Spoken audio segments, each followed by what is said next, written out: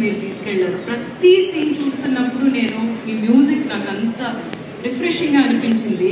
Right from Priyadarshi గారి ఆ episode నుంచి అండ్ వాళ్ళ లవ్ స్టోరీ బ్యూటిఫుల్గా ఎన్హాన్స్ చేశారు.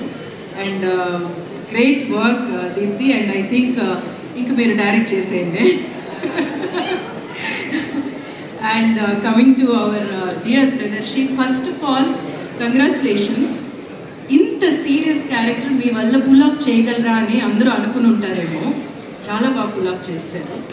అండ్ బోత్ సక్సెస్కి ఎంత ఏదో మీ ప్రెజెన్స్, ఎందుకంటే మీ మీద చాలా జాలి రావాలి ఫస్ట్, అలాగా ఉన్నారు.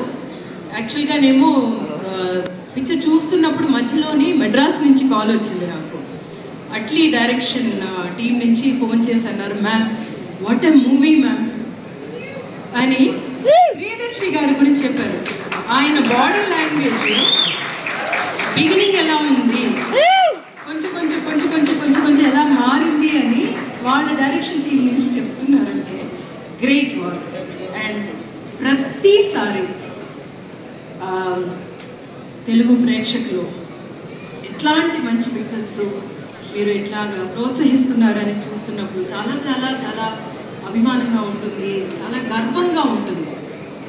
లాస్ట్కి ఏమో నేను చాలా జోక్గా అన్నానమాట, బాహుబలిలోనేమో మా ప్రభాస్ని కొడతాను నేను, ఎందుకంటే శివుణ్ణి కొట్టగలిగింది ఒక్కదే, వాళ్ళ అమ్మ ఒక్కతే శివలింగం తీస్తున్నప్పుడు. అలాగేనేమో అలా మొదలైందిలోని నేను ఏదో అంటే నన్ను రేవతి అని ఏదో తిడతాడు, దానికి పెడితే నేనేమో ఏదో తీసుకుని కొడతానమాట.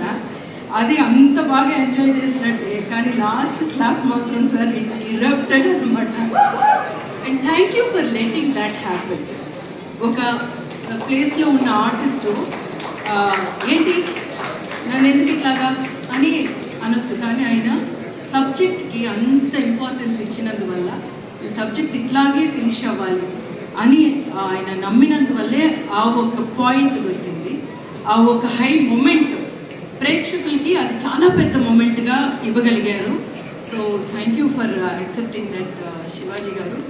అండ్ ఒక్కొక్కసారి ఒక్కొక్క పిక్చర్ రిలీజ్ అవుతున్నప్పుడు నేనేమో అంటున్నాను కదా, ఇంకొక బ్లాక్ బస్టర్తో కలుస్తాము అని చెప్పి, అలాగే చెప్పినట్టే ఇంకొక బ్లాక్ బస్టర్తో మిమ్మల్ని కలిశాను.